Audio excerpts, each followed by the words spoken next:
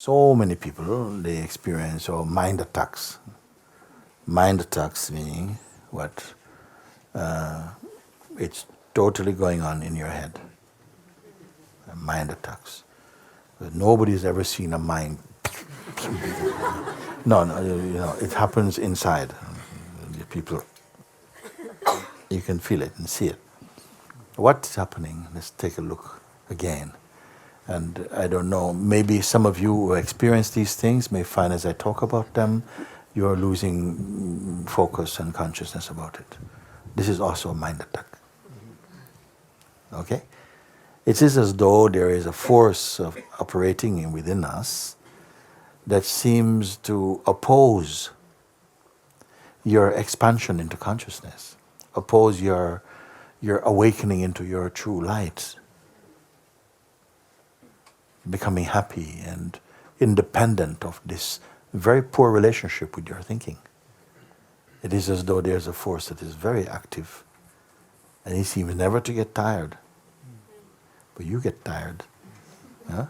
Or we will see, because everything hinges on identity and what we place as what we call ourselves and where we position ourselves. It is so important, because we can name thousands of problems that can happen. But the victim is always the same. And the troublemaker is always the same. You can have thousands and thousands of problems. And sometimes people hear one problem resolved and then put another, yes, in my case, but it's the same thing.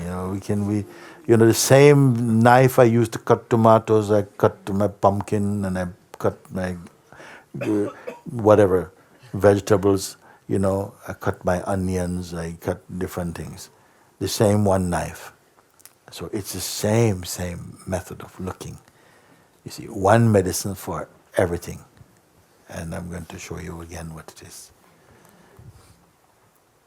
So we are very aware of the sense of being, just really your mind is blowing a storm, saying all kinds of things, you see. And it is really about ego. There's a joke. It says, the one good thing about an egotist is that he doesn't talk about other people. Okay? Basically, it's always about himself or herself. Okay? So something, this play that happens, yes, okay, but well, they don't like you. And oh yes, they're going to see you that that you're weak or something, or you're not ready, you're not good enough, and remember last time you failed. What makes you think you're going to succeed again? Who is this voice? Who is it? That is who lives in this house with you that speaks like this? You're too late. You're too late. You left it too late.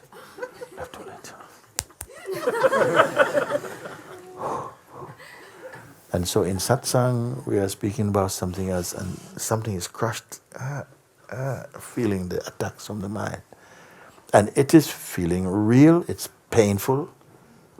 Sometimes people become really physically sick and everything like this.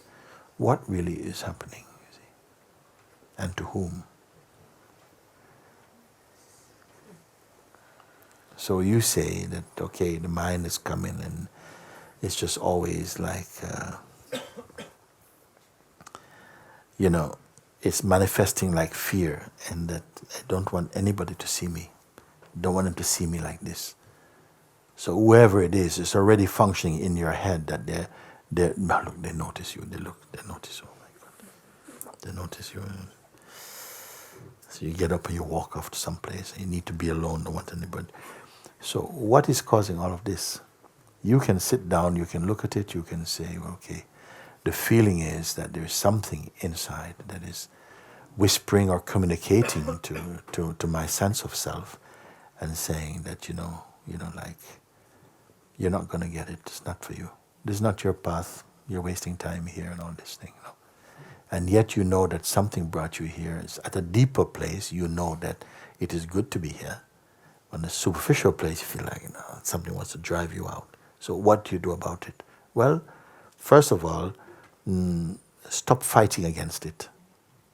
In the immediate sense, stop fighting and to try and create distraction. No. Let it play.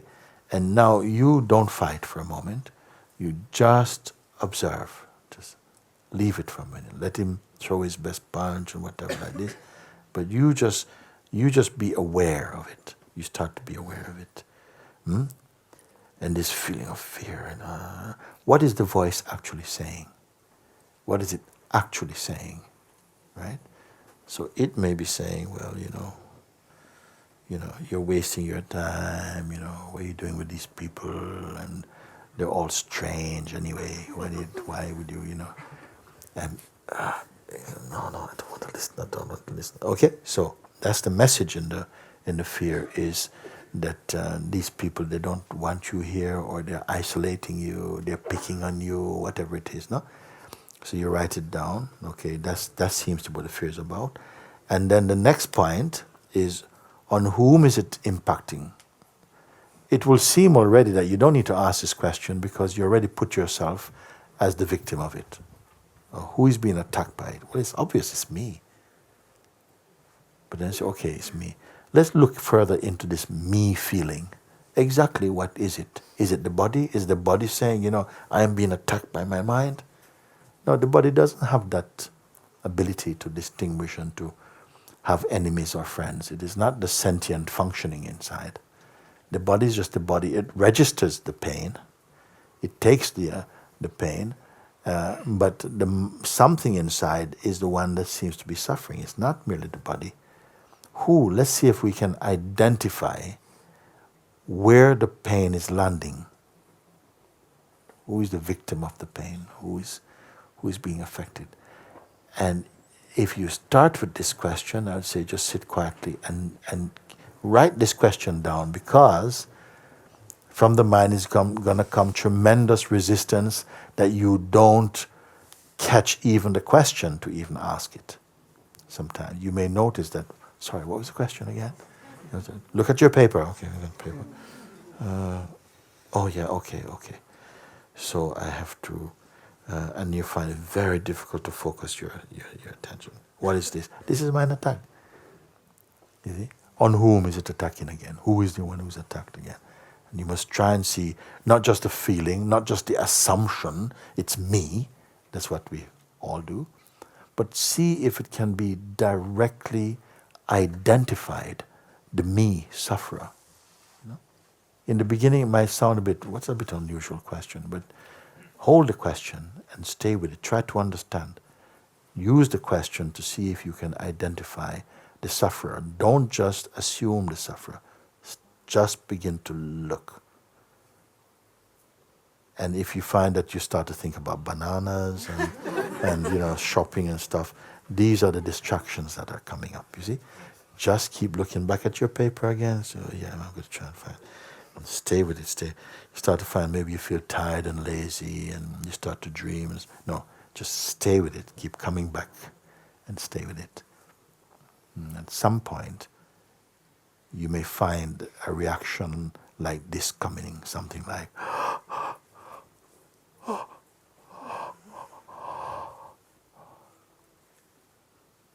something feels much more relaxed. What is that?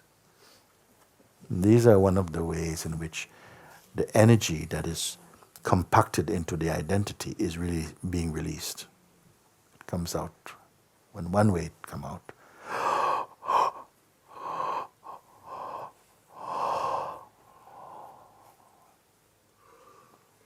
then you see that there isn't, it's quite contagious also. Then you see also that, wait a second, something already feels much more, the environment inside feels much less, claustrophobic and swollen. Something feels like you have just exhaled out some of that stale energy. But don't give up the question. Sometimes we feel, thank you.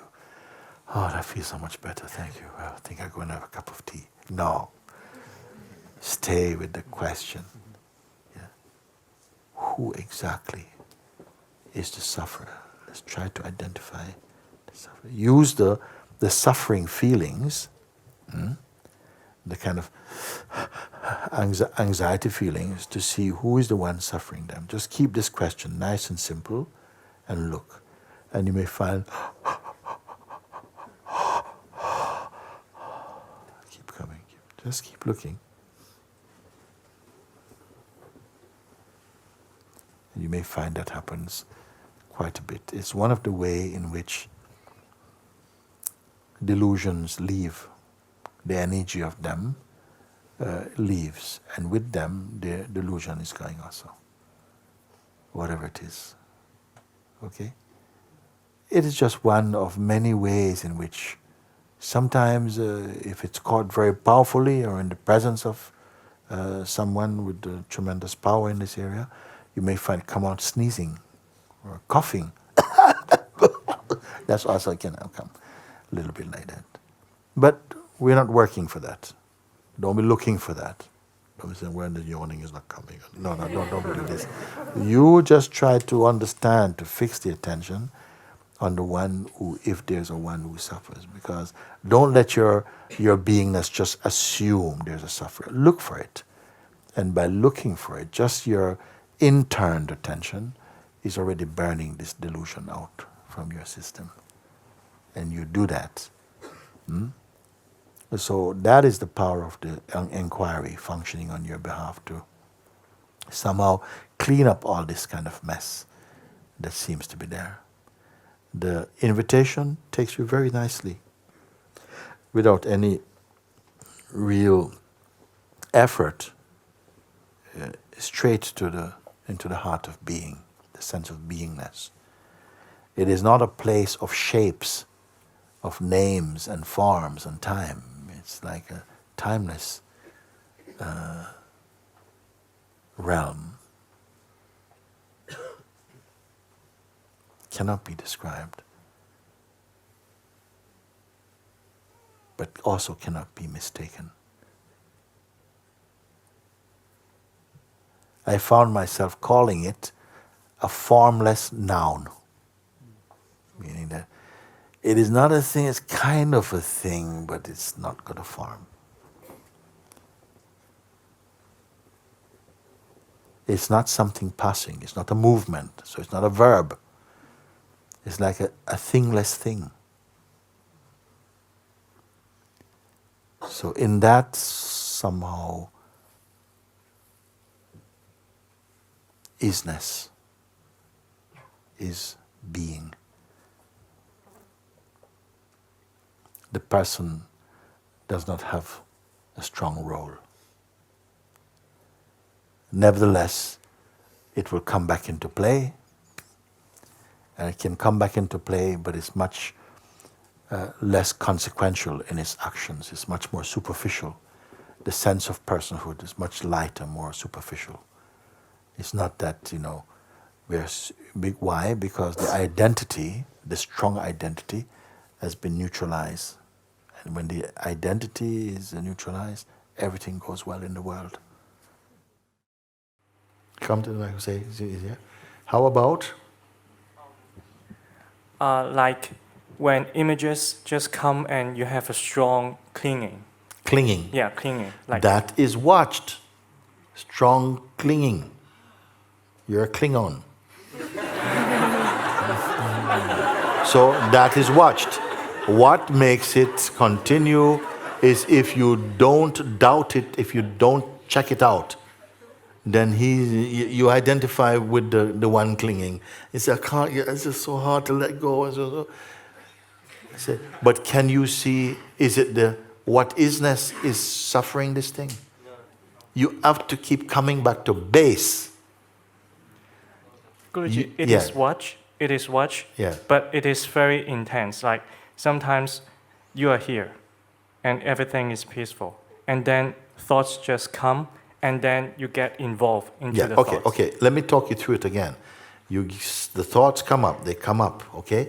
I didn't give those thoughts to you. No. They are already inside. The satsang is only exposing them or exposing a potential that has still been living in you, okay?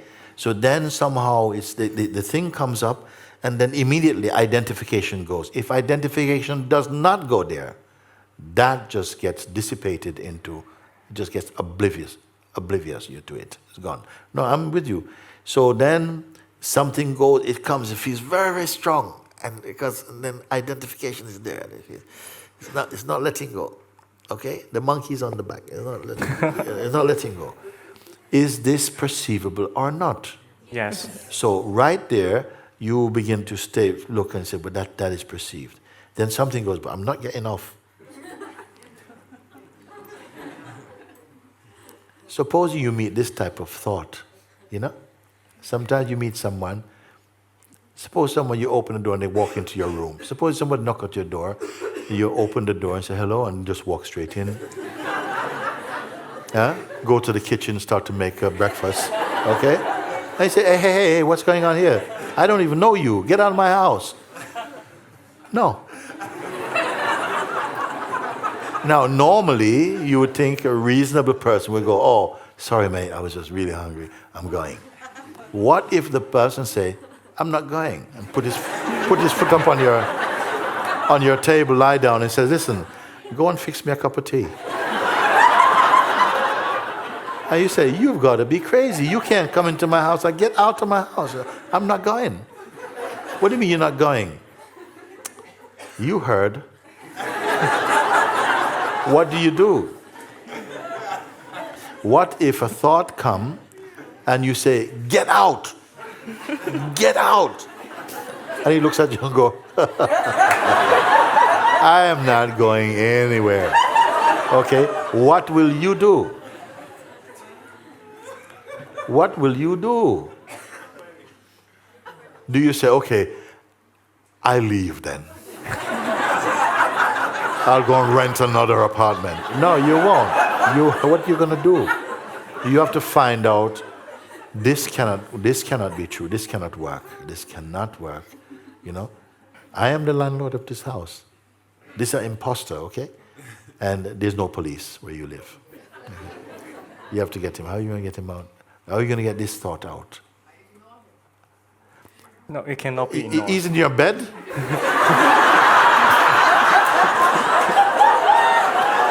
He's got the remote control. Okay, so let's take a look. I don't know where we're going with this. No, okay, let's take a look. Okay, so I'm only pushing it to see as far as it can go. There's a thought there and it won't shift. And something is feeling like, help, help. I've seen people like this. Many in that state, gripped by their own mind. Okay? So, where you go with this now? So, you say, yes, I look from the what is. Okay? But it's not moving. Because you're not the what is. You're just someone thinking, I'm the what is. Okay? And the thought knows you're not yet the what is.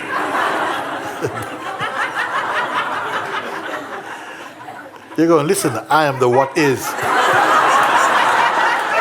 And the thought goes, all right.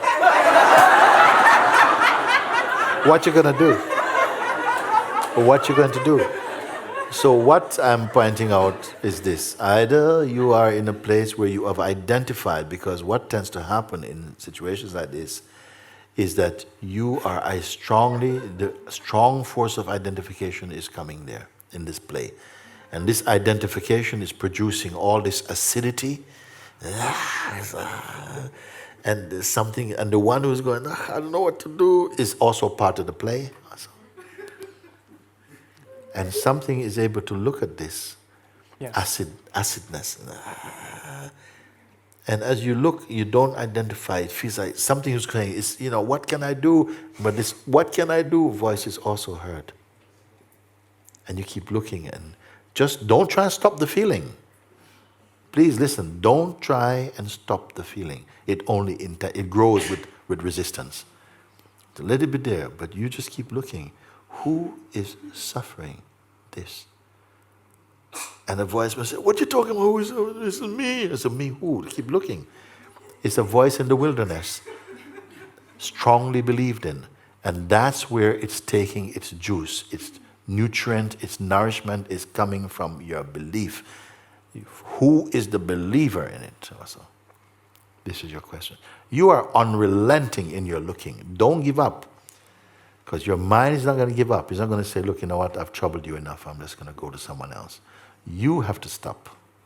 And what does it mean you stop? It means that you stop feeding this.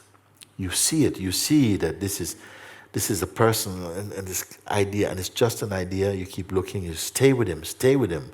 Don't mind the feeling. He's throwing eggs at you. He's throwing everything at you. And you don't mind if you just stay. And just keep looking. Don't judge. Don't identify. Just keep looking and just keep looking. Who are you? Who is it who is suffering? And at one point, he's gone.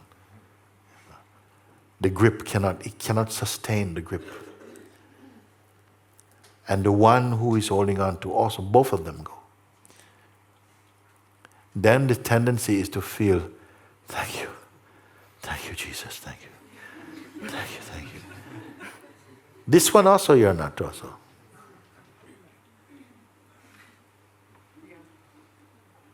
It is there, relief is felt.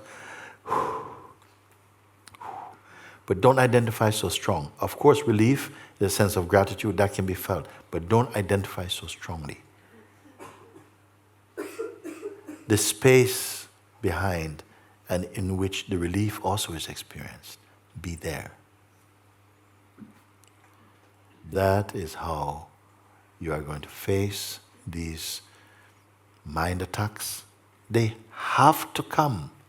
They have to come. And you have to use them. Because if they don't manifest, you don't know they're there.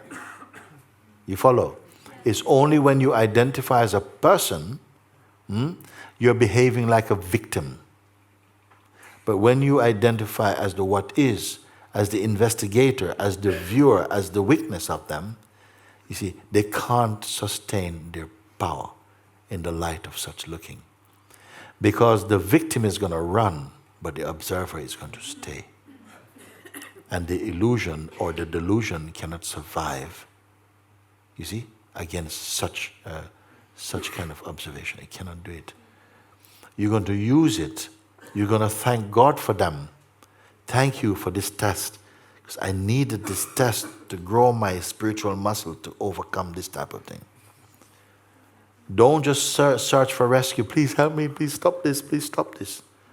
If you're going to say, please stop this, and stop the one who is suffering this also then.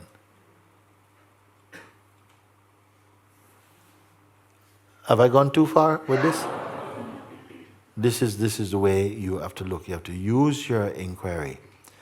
You cannot just think it. You cannot just keep going, who am I, who am I, who am I, who am I?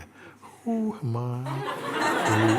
Who am I? You know, some people are doing this also.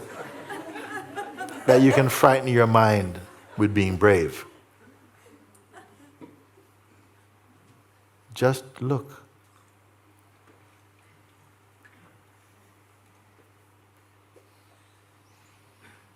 When it is subsided for now, this activity has fulfilled its purpose. It's done its job. And you have done yours. You know, you've used it to look, to clarify, to verify what is your true position. Are you the one who is being beaten? We have been trained to identify with this person who is victimized and who is, you know, so much injustice has been done against me, man, and building up some kind of case. And the ego, it loves evidence. April the 6th, 8:42. And before that it was, they loves this kind of stuff. Because by that it can live in the notion of being a person. And it wants to do that, this behavior, somehow. When you see from the clarity of the isness, all of this becomes laughable. It's not there, it's got no teeth. This serpent has no teeth, it has no venom. You can give him to the children to play with. But when you are identified with this stuff, he is like the original serpent.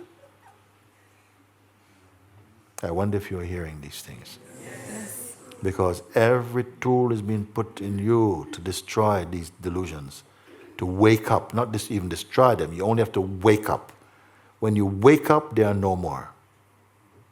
If you try and destroy them, you give them a sense of life and a sense of reality. Do you see this or not? Yes. So, and that's it. Guruji, but in my case, it's not more like an intruder, but it's like enticer, like it's seducing you. It's a very beautiful image or Same something. victim. Yeah. The one is being seduced or the one who's being enticed. Same. What's the difference? One in pink, one in orange. What is it? It's the same identity is behind them. It's still the me factor. It's the me factor. Yeah. But this one, but in my case, I feel as though you have a case. You don't have any case. It is trying to 6 of one and half a dozen of the other one. Okay? There's not really any difference. Just one wear pink, one wear blue.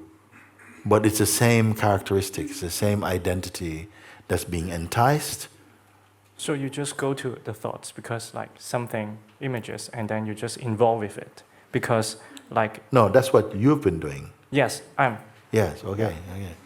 But like, that's not what I'm telling you to do. No. This is being watched, like some thoughts come up about the future and then it's so enticing, you just like go with it. There's nothing wrong with that. If you know who you are and then you want to play with the idea, use your imagination, playful a bit, I think in the future I like to do this kind of stuff. You don't take it so seriously. You can have a bit of fun with it, why not? It's when you believe in it, you believe you are really this guy who has a future in the way that your mind is projecting, then you're up the tree. But if you are simply just playing a little bit and I think I like to do this, and you enjoy imagination. Of course, it's one of the abilities of consciousness is to imagine, to create, to play. It wants to play, but we take in our, it's like you took the role too seriously.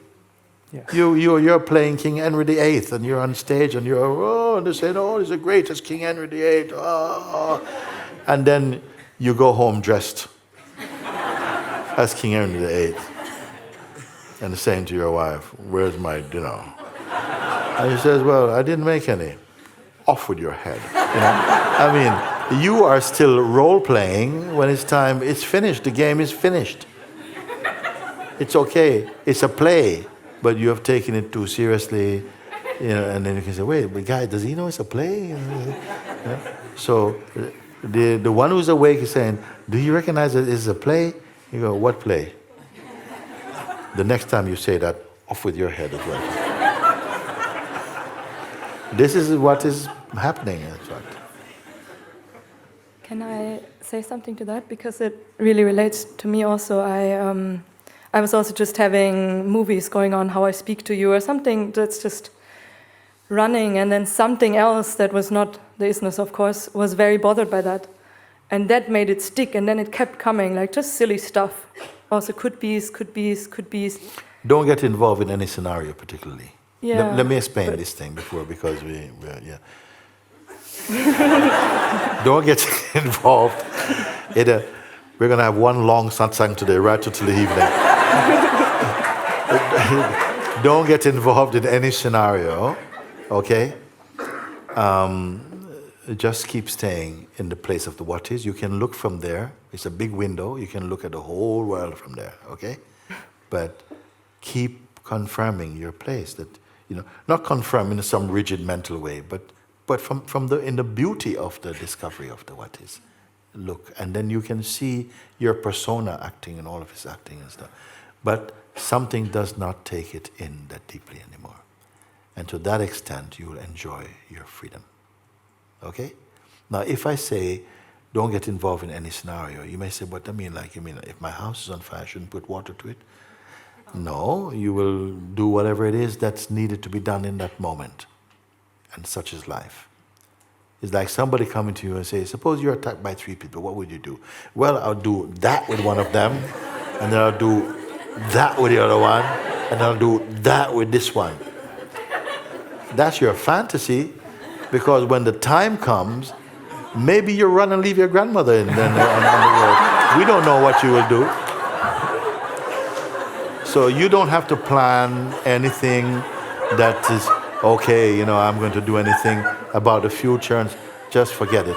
Trust that you have been called by grace. As life presents itself to you, something will respond in the appropriate way. You don't only have to believe this, you can test it out. And you'll see. You can then come and say, Mooji, actually, that doesn't work like that. Because the time came and I fainted, actually. Or whatever it is.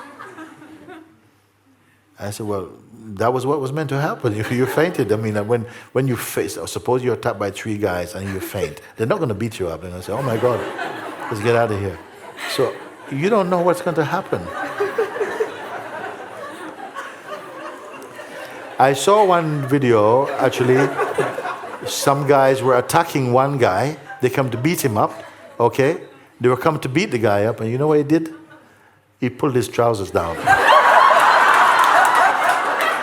And they took off, and they said, no. They don't want anybody to see them harassing someone with no trousers. I mean, that's not cool, So they took off. Now, where did that idea come from to take your pants down? From the what is, I tell you.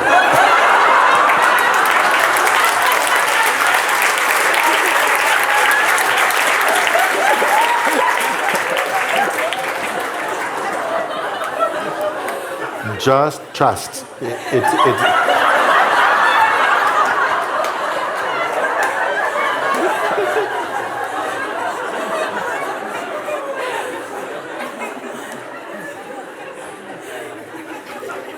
The appropriate thing will happen in the right time.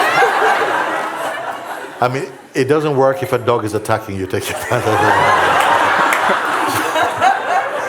But anyway, my point is simply this. That